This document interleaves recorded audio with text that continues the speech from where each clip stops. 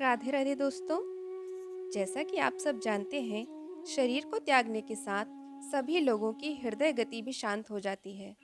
लेकिन यह अपने में अनोखा रहस्य है कि भगवान श्री कृष्ण ने शरीर तो त्याग दिया, लेकिन उनका हृदय आज भी धड़क रहा है। सुनने में यह अटपटा लग सकता है, लेकिन पुराणों में दी गई जानकारी और कुछ घटनाओं से आप भी सत्य के आगे नतमस्तक हो सकते हैं।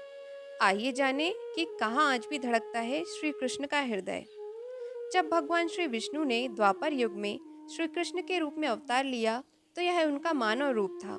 सृष्टि के नियम के अनुसार इस रूप की भी मृत्यु तय थी। ऐसे में महाभारत युद्ध के 36 साल बाद श्री कृष्ण ने देह त्याग कर दिया। लेकिन जब पांडवों ने उनका अंतिम संस्कार किया, तो श्री कृष्ण का पूरा शरीर तो अग्नि को समर्पित हो गया, लेकिन उनका हृदय था जो कि अभी भी धड़क रहा था।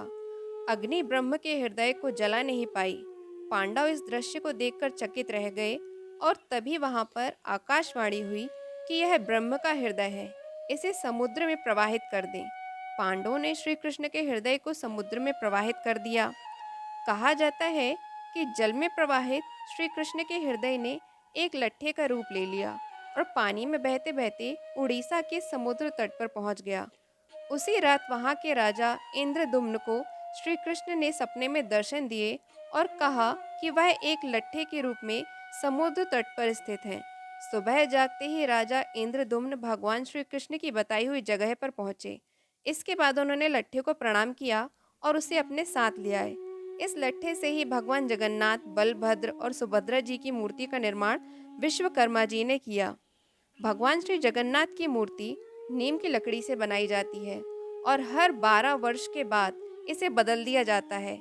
इसे नव कलेवर और पुनर्जन्म के नाम से भी जाना जाता है। जब भी यह रस्म निभाई जाती है, उस समय पूरे शहर की बिजली काट दी जाती है। इसके बाद मूर्ति बदलने वाले पुजारी भगवान के कलेवर अर्थात हृदय को बदलते हैं। इस समय पुजारी की आंखों पर पट्टी बांध दी जाती है और हाथों में कपड़े लपेट दिए जाते हैं। कहते हैं इस मूर्ति के नीचे आज भी श्री कृष्ण का हृदय धड़कता है। भगवान श्री कृष्ण का हृदय बदलते समय आंखों पर पट्टी, हाथ में दस्ताने और पूरे शहर की बिजली गुल करने के पीछे यह मान्यता है कि अगर किसी ने गलती से भी उसे देख लिया तो उसकी मृत्यु हो जाएगी। यही वजह है कि नव कलेवर की रस्म निभाने से पहले पूरी सतर्कता बरती जाती है।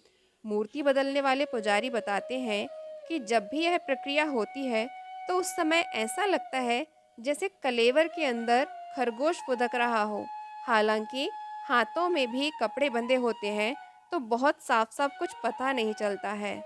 और इसी तरह से आज भी श्री कृष्ण का हृदय भगवान जगन्नाथ की मूर्ति के अंदर धड़क रहा है। राधे राधे।